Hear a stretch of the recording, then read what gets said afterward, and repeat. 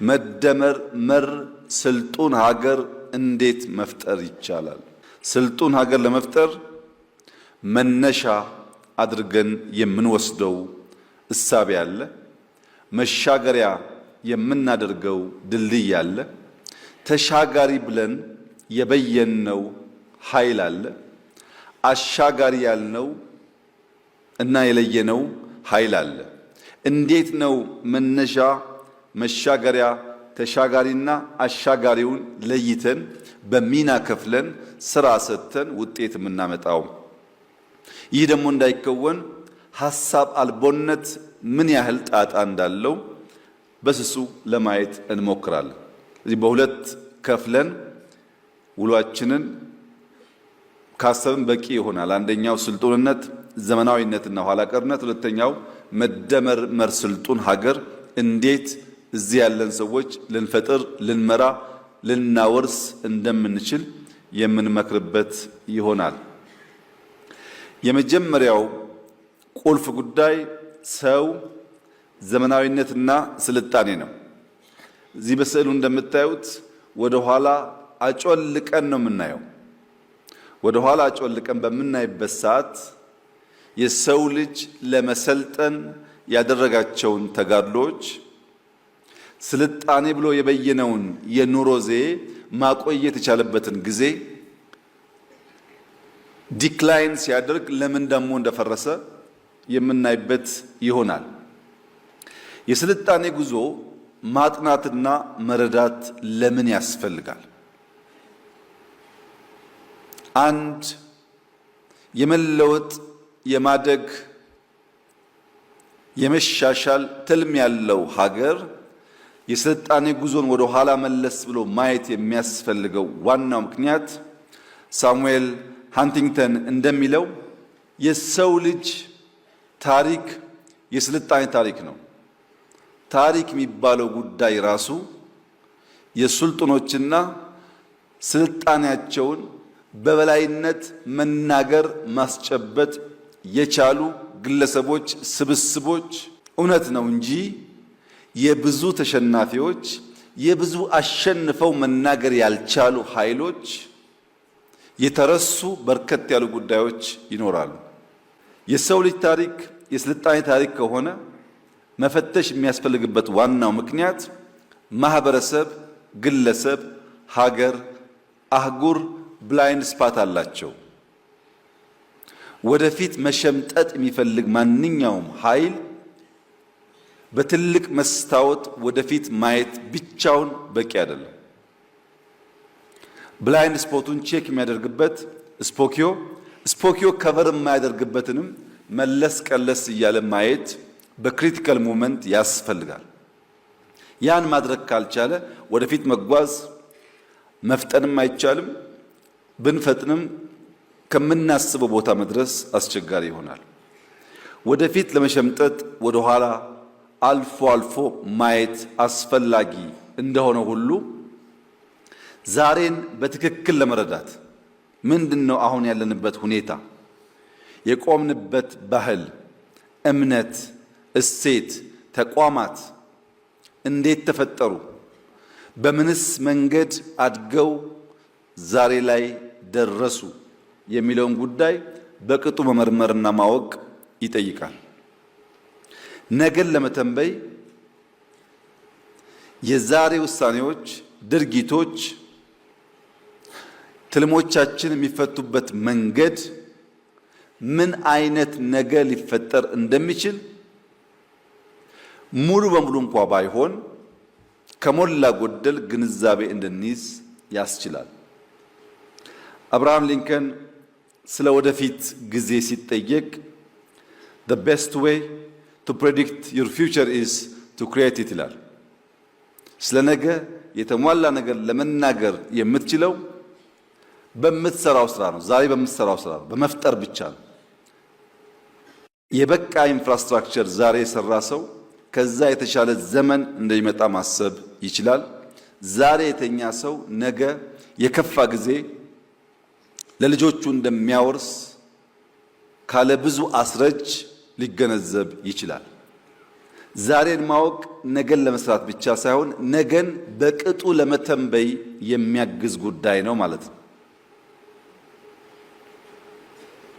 ስልጣኔ ምንድን ነው? ስልጣኔ የባህላዊ ልማታዊ ደረጃ ከፍታ ሲረጋገጥ አንጻራዊ ቢሆንም አንድ ሀገር ለማ በባህሉ አደገ ሲባል የሚታየው ሁኔታ ማለት ነው። ለዚህ ሀገር ዜጎች የሚስማማ አኗኗር፣ የሚስማማ የኑሮ ዘይቤና ስርዓት መፍጠር ሲቻል ማለት ነው። የባቢሎን ስልጣኔ በብዙ ታሪካዊ ድርሳናት እንደተቀመጠው በወቅቱ ከፍተኛ ስልጣኔ ከታየባቸው ኢምፓየሮች መካከል አንዱ ነው። በዚያ ጊዜ ስልጣኔን ዲፋይን ያደረጉበት መንገድ እስከ ዛሬ ድረስ ላለው የስልጣኔ ትርጓሜ እንደ መነሻ ሆኖ ያገለግላል። ግሪኮች ሲቪላይዜሽን የሚለውን ቃል ከሶስት ቃላት ነው መዘው ያወጡት። እነዚያን ሶስት ቃላት ስንገነዘብ ስልጣኔን አውቶማቲካሊ ከምን ጋር እንደሚያያዝ ለመገንዘብ ያግዛል። የመጀመሪያው ቃል ሲቪስ ይባላል። ሲቪስ በግሪክ ሲቲዝን ማለት ነው በእንግሊዝኛ፣ ወይም ዜጋ የማህበረሰብ አባል ማለት ነው። ሲቪስ ወይም ሲቲዝን አንደኛው ቃል ሲሆን ሁለተኛው ሲቪታስ ወይም ሲቲ ከተማና ከተሜነት፣ ሶስተኛው ሲቪሊስ ወይም ሲቪል ወይም ሲቪሊቲ ስልጡን ባህሪና የኑሮ ዘይቤ። ሶስት ነገር፣ የመጀመሪያው የማህበረሰብ አባል ሰው ማለት ነው። ሁለተኛው ከተማ፣ ሶስተኛው ከተማና ሰው ብቻ ሳይሆን ያንን ከተማ በሰለጠነ መንገድ መገልገል የሚችል ስልጡን ባህል የኑሮ ዘዬ። አንዳንዴ ከተማው እያለ በቅጡ መገልገል የማይችሉ ሰዎች ሊፈጠሩ ይችላሉ። ስልጣኔ ስንል ሰው፣ ከተማና የአኗኗር ዘዬ መሆኑን የዛን ጊዜው አተረጓጎም እስካሁን ባለው ሁኔታም የሚሰራ ይሆናል። ይሄን ለመገንዘብ ቀደምት ስልጣኔዎች በስሱ ስናይ ዴፊኒሽኑና ስልጡን የተባሉ ሀገራት በወቅቱ ያሳኳቸው ጉዳዮች አንድና ያው ሆነው እናገኛቸዋለን። በስልጣኔ ተርታ ውስጥ የመጀመሪያውን ወይም ቀደምት የሚባለው ሱሜሪያን ሲቪላይዜሽን ይባላል። የሱሜሪያ ሲቪላይዜሽን ከሁሉ የቀደመው እንደሆነ የታሪክ ተመራማሪዎች ከሞላ ጎደል ይስማማሉ። ይህ ስልጣኔ የተገኘበት ቦታ ሜሶፖታሚያ ይባላል። በወቅቱ በአሁኑ አጠራር ኢራቅ ያለችበት አካባቢ ማለት ነው። የዚህ ስልጣኔ ጊዜ 4000 ዓመተ ዓለም ገደማ ሲሆን የአሁኑ ሲጨመርበት 6000 ዓመት ገደማ ይሆናል። የዛሬ 6000 ዓመት ገደማ ሜሶፖታሚያ አካባቢ የነበረው ስልጣኔ የመጀመሪያው ፈርቀዳጅ ስልጣኔ ተብሎ ይወሰዳል።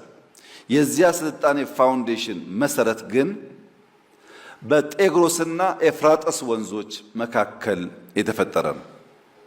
እነዚህ ወንዞች እና ያ ቦታ እና ያ ጊዜ ተደምረው የሱሜሪያን ስልጣኔን የሚገልጡ ሲሆን በወቅቱ የነበረው ዋና ዋና ግኝት አንደኛ የጽሑፍ ቋንቋ ነው። ሁለተኛ ከሞላ ጎደል የተቀየሱ መስኖ መሰል ግብርናዎች ናቸው። ውሃን ከኮርሱ በተወሰነ ደረጃ ዳይቨርት የማድረግ ልምምድ። ሶስተኛ ከተማና ኪነ ህንፃ ናቸው። የነዚህ ቅሪቶች አሁንም ይታያሉ። እንደምታዩት ያንን ስልጣኔ የሚያሳየው ቅሪት በጽሁፍ የሚነበብ ብቻ ሳይሆን በአይን የሚታይ የሚዳሰስ ነገርም አለ። ያ የሚዳሰሰው ነገር ከድንጋይ ክምር የሚዘል ባይሆንም፣ ሁለተኛው ከሱሜሪያን ቀጥሎ የሚገለጸው ሲቪላይዜሽን ኢንደስ ቫሊ ሲቪላይዜሽን ይባላል። የኢንዱስ ሲቪላይዜሽን ተብሎ ይጠራል። የኢንዱስ ሲቪላይዜሽን ጊዜው ወደ 3300 ዓመተ ዓለም ገደማ ይገመታል። አሁን ካለው ጋር ወደ 5300 ገደማ ዓመት ይሆነዋል። ቦታው በደቡባዊ ኤዥያ ዛሬ ሰሜን ህንድ እና ፓኪስታን አካባቢ እንደሆነ ይታመናል። መሰረቱ የኢንደስ ወንዝ ነው። ወንዝ፣ ሰው፣ ከተማ አይለያዩ። የተመሰረተው ኢንደስ ወንዝ አካባቢ ነው። በዚያ በኢንዱስ ቫሊ የተገኙ ዋና ዋና ግኝቶች አንደኛው ፕላንድ ሲቲስ ናቸው። ከነበረው የተሻለ በእቅድ በፕላን የሚመሩ ከተሞች እና የፍሳሽ አወጋገድ ስርዓት አንዱ የሚጠቀስለት የስልጣኔው ማሳያ ነው። ሶስተኛው በቅደም ተከተል ሲቀመጥ ኤንሸንት ኢጂፕሽያን ሲቪላይዜሽን ነው። የኢጅፕት ስልጣኔ ጊዜው ወደ 3100 ዓመተ ዓለም ይሆናል።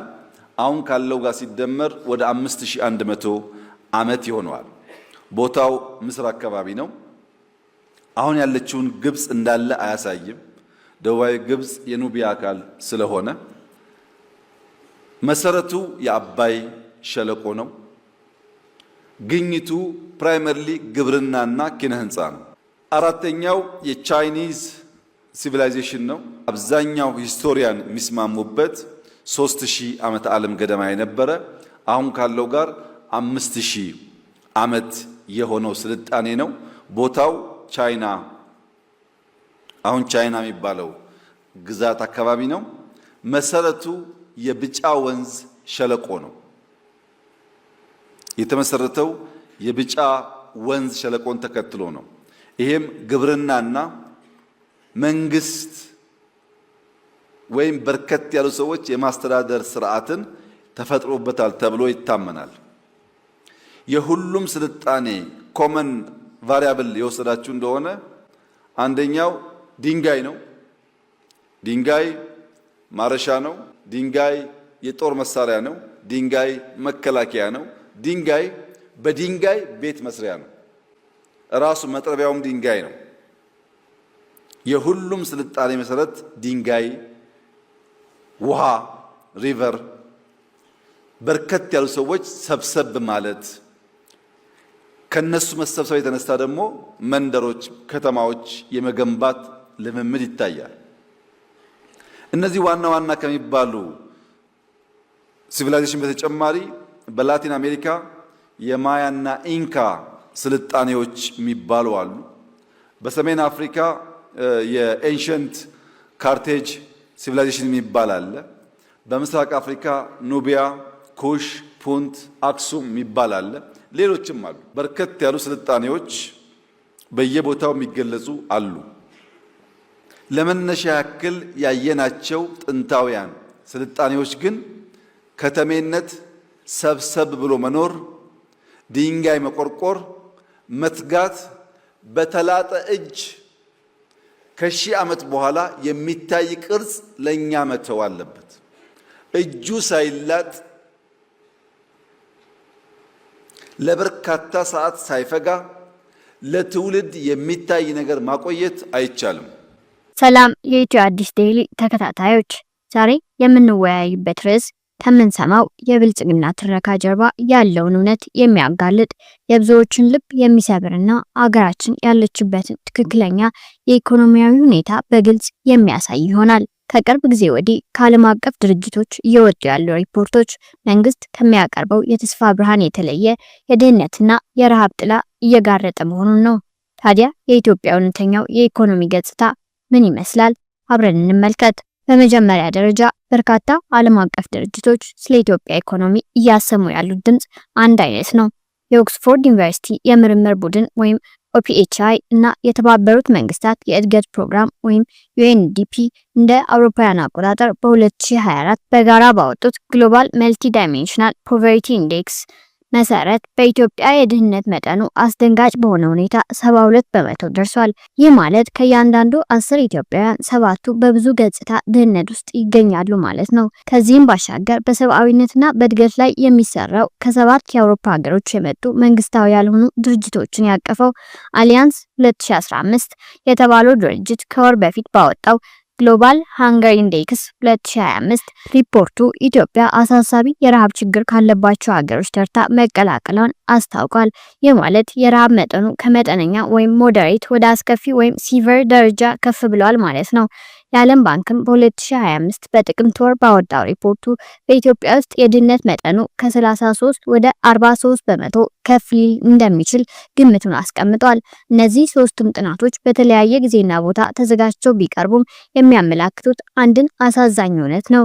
ኢትዮጵያ ለአስከፊ ረሃብ ተጋላጭ እየሆነችና ድህነትም እየተስፋፋባት መሆኑን ለዚህም ዋነኛ ምክንያቶች ተብለው ከተዘረዘሩት መካከል የማያቋርጡት ግጭቶችና ጦርነቶች እንዲሁም በሀገሪቱ ላይ የሚታየው ከፍተኛ የዋጋ ግሽበት ናቸው። ታዲያ ድህነቱም እየበረታ ረሃቡም እየተስፋፋ ባለበት በዚህ ወቅት ከጠቅላዩ አንደበት በተደጋጋሚ ስለ ተአምራዊ የኢኮኖሚ እድገትና ልማት ስንሰማ ምን ይሰማናል? የጠቅላላ ምርት ወይም ጂዲፒ ከህዝብ የኑሮ ደረጃ ጋር ያለው ግንኙነት። ኢኮኖሚስቶች የኢኮኖሚ እድገትን የሚለኩት በዋናነት በሀገር ውስጥ ጠቅላላ ምርት ወይም ግሮስ ዶሜስቲክ ፕሮዳክት ወይም ጂዲፒ ነው። ይህ ማለት በአንድ ዓመት ውስጥ በሀገር ውስጥ የተመረቱ እቃዎችና አገልግሎቶች ጠቅላላ የገንዘብ ዋጋ ማለት ነው። ነገር ግን ይህ አሃዝ ብቻውን የህዝብን የኑሮ ደረጃ በትክክል ሊያሳይ አይችልም። የኑሮ ደረጃን በተሻለ ሁኔታ የሚያሳየው የነፍስ ወከፍ ጠቅላላ ምርት ወይም ጂዲፒ ፐር ካፒታ ነው። ይህ ማለት አገሪቱ የምታመርተው ጠቅላላ ምርት ለጠቅላላው ህዝብ ሲካፈል ለእያንዳንዱ ሰው የሚደርሰው ድርሻ ማለት ነው። በዚህ መለኪያ መሰረት ስንመለከት የኢትዮጵያ የነፍስ ወከፍ ገቢ የጎረቤት ኬንያ ግማሽ ያህል ብቻ ነው።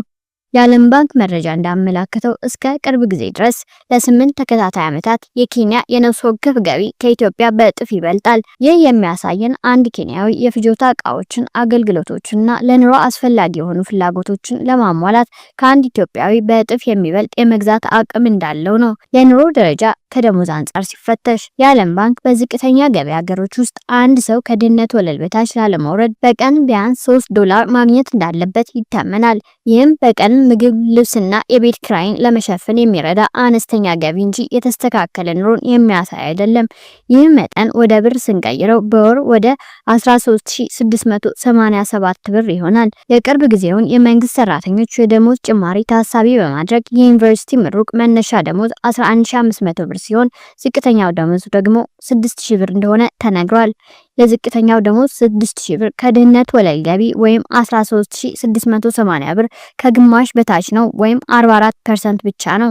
በዚህ ደሞዝ ክልል ውስጥ ያሉ ሰዎች በጥልቅ ድህነት ውስጥ ያሉና ተጨማሪ ገቢ የሚያስፈልጋቸው ይሆናሉ። የዩኒቨርሲቲ ምሩቅ ደሞዝ 11500 ብር እንኳን ከድህነት ወለል ገቢው 84% ብቻ ነው። የዓለም ባንክ $3 የድህነት ወለል ገቢ ለአንድ ሰው እንጂ ቤተሰብ ላለው ሰው የሚሆን አይደለም። ቤተሰብ ያለው ሰው ሌላ ተጨማሪ የገቢ ምንጭ ከሌለው መላው ቤተሰቡ በአንድ ሰው ገቢ ላይ መኖር ይገደዳል። ይህም እጅግ አስከፊ የድህነት ኑሮን ያስከትላል። በኢትዮጵያ ደግሞ በአንድ የቤተሰብ አስተዳዳሪ ገቢ መኖር የተለመደ ነው፣ ታክስን ሳይጨምር። ይህ ከሆነ ታክስ ከተቀነሰ በኋላ ሁኔታው ይበልጥ የከፋ ይሆናል። በመሆኑም ሁለቱም የደሞዝተኞች ምድቦች ከድህነት ወለል በታች ናቸው ማለት ይቻላል። ልዩነቱ የኑሯቸው አስከፊነት ደረጃ ነው። በተለይ የአንድ ዩኒቨርሲቲ ምሩቅ ደሞዝ በዚህ ደረጃ ዝቅተኛ መሆኑ እጅግ አሳሳቢ ነው። የኑሮ ውድነትን ወይም ኮስት ኦፍ ሊቪንግ ስንመለከት በአዲስ አበባ የቤት ክራይን ሳይጨምር ተስተካካይ ኑሮ ለመኖር በወር $550 ያህል ወጪ እንደሚያስፈልግ ይነገራል። ይህንን አሃዝ በግማሽ ቀንሰ ነው ወደ $277 ወይም ወደ 41550 ብር ብናደርገው እንኳን የዩኒቨርሲቲ ምሩቅ ደሞዝ 11500 ብር የዚህን ወጪ 28% ብቻ ነው የሚሸፍነው። ይህ ማለት የምግብ ወጪውን ብቻ በከፊል ሊሸፍን ቢችልም ቋሚ የገንዘብ እጥረት፣ የቁጠባ እጦት፣ ያልተጠበቀ ወጪን የማቋቋም አቅም ማጣትና ወርን ለመጨረስ መበደር የሚያስፈልገው አስቸጋሪ ሁኔታ ውስጥ እንደሚኖር ያሳያል። ለዚህም ነው ብዙ የዩኒቨርሲቲ ምሩቃን ተጨማሪ ገቢ ለማግኘት የራይድ ታክሲና ባጃጅ ሲነዱ የምናየው። የ6000 ብር ደሞዝተኛው ደግሞ የኑሮ ውድነቱን 14% ብቻ ነው የሚሸፍነው። ይህም እጅግ አስከፊ የኑሮ ሁኔታ ውስጥ መሆኑን ያመላክታል። የአነስተኛ ደሞዝና የዋጋ ግሽበት ተጽዕኖ የዩኒቨርሲቲ ምሩቃን ደሞዝ አነስተኛ መሆኑ በኢኮኖሚው ላይ የሚያመጣው አሉታዊ ተጽዕኖ እጅግ ከፍተኛ ነው። የአእምሮ ፍልሰት ወይም ብሬን ድሬን ብዙ የተማሩ ኢትዮጵያውያን ሐኪሞች፣ ነርሶች፣ መሐንዲሶች፣ ኢኮኖሚስቶች ወዘተ በተሻለ ደሞዝና የኑሮ ሁኔታ ፍለጋ አገራቸውን ለቀው በውጭ ሀገር እየሰሩ ነው። በእነዚህ ባለሙያዎች እውቀትና ችሎታ ላይ የተደረገው ኢንቨስትመንት ለሀገር ሳይሆን ለውጭ ሀገር ሲሳይ እየሆነ ነው። ሀብታም የሰው ኃይል መጠቀም ያልቻለች ሀገር የምትፈልገውን ያህል ታድጋለች ብሎ ማሰብ ይከብዳል። የመግዛት አቅም ማጣት በሀገር ውስጥ የሚቀሩትን ደሞዝተኞች ዝቅተኛ ገቢያቸው የመግዛት አቅማቸውን ስለሚያሰናስን የኢኮኖሚ እንቅስቃሴ ይቀዘቅዛል። የሀገር ውስጥ ምርትም እንደተፈለገው ሊያድግ አይችልም። ለከፍተኛ ትምህርት ፍላጎት መቀነስ የዩኒቨርሲቲ ዲግሪ ወደ ተሻለው ኑሮ የሚያሸጋግር ቁልፍ መሆኑ ቀርቶ ወደ ድህነት አዙሪት የሚከት መሆኑ ለከፍተኛ ትምህርት ያለውን ፍላጎት ይቀንሳል። ይህ ደግሞ የወደፊቱ ትውልድ ዝቅተኛ እውቀት ወደሚጠይቁ ስራዎች እንዲያዘነብል ያደርገዋል። እውቀትና ትምህርት ከድህነት ሊያወጣ የሚችል መሳሪያ ነው የሚለውን መሰረታዊ አስተሳሰብ ያናጋዋል። ለዚህ ሁሉ ችግር ዋነኛ ከሆኑት ምክንያቶች አንዱ የማያቋርጥ የዋጋ ግሽበት ነው። የብር ምንዛሪ ማሽቆልቆሉም የችግሩ አካል ነው። ከ14 ወራት በፊት $1 በ56 ብር ይገበያይ የነበረው አሁን ወደ 155 ብር ገደማ ደርሷል። ይህ ከውጭ በሚገቡ እንደ መድኃኒት፣ ነዳጅ፣ ስንዴ፣ የኢንዱስትሪ ግብዓት ባሉ ምርቶች ላይ ከፍተኛ የዋጋ ጭማሪ አስከትሏል።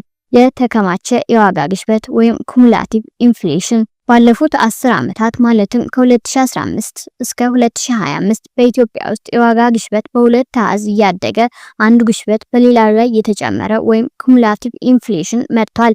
ይህ ማለት የህዝቡን የመግዛት አቅም ለዓመታት ቦርብሮ አሁን ወዳለበት አሳሳቢ ደረጃ እንዲደርስ አድርጎታል። የዓለም ባንክ መረጃን መሰረት በማድረግ ስናሰላ ከ2014 እስከ 2024 ባለው ጊዜ ውስጥ የተከማቸው የዋጋ ግሽበት 5.87 እጥፍ ወይም 487% ደርሷል።